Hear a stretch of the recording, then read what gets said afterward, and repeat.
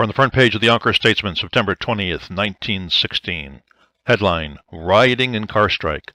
After a night of serious rioting in New York City, attacks on surface cars continued intermittently during the forenoon. The past 24 hours witnessed the most extended disturbances of the strike.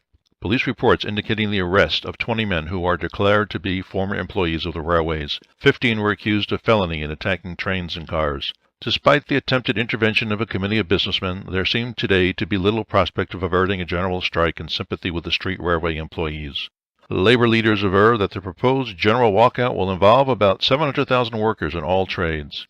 At the headquarters of the trolleymen this morning, it was reported that the strike situation remains the same in Yonkers. William B. Fitzgerald, general organizer of the Trolleymen's Union, who was practically in charge of the strike in Yonkers, New York City and vicinity, came here yesterday afternoon with several other prominent men in the union for the purpose of discussing the general strike situation. Headline: Results of the primary elections held in Yonkers yesterday. Primaries of all parties for the nomination of candidates for the United States Senator, Congressman, and for state and county officers were held throughout the state yesterday. In Yonkers, the greatest interest was taken in the Republican primaries because of the contest for the congressional nomination and for that of district attorney. As a result of this interest, a record party vote for a primary election was polled in the contest for these two offices.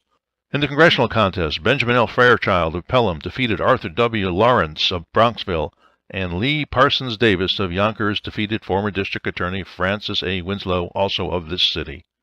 Mr. Fairchild also carried the Bronx part of the congressional district, and also Mount Vernon and Pelham by large-size majorities, but Eastchester gave Mr. Lawrence a flattering vote. Mr. Fairchild carried Yonkers by 110 votes. The result in these two contests was somewhat of a surprise to the managers of both sides.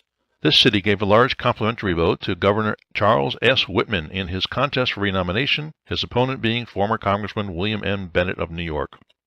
Mr. Whitman obtained 3,070 votes in Yonkers to 427 for Bennett. The chief interest in the Democratic primaries was in the contest between Congressman Woodson K. Oglesby of this city and State Senator James A. Hamilton of the Bronx for the congressional nomination. The vote, however, was comparatively light. The total vote in Yonkers was Oglesby 2,371, Hamilton 221. Hamilton had a majority of about 1,650 in the Bronx, but it is estimated that Ogilvy's majority in Mount Vernon and the other Westchester County part of the district will give him a majority in the whole district of more than 1,200 votes. Headline: Germans push campaign in East. Great battle developing on the line taken up by Allies. In Macedonia, trend favors Allies. And that's the news from Yonkers 100 years ago today.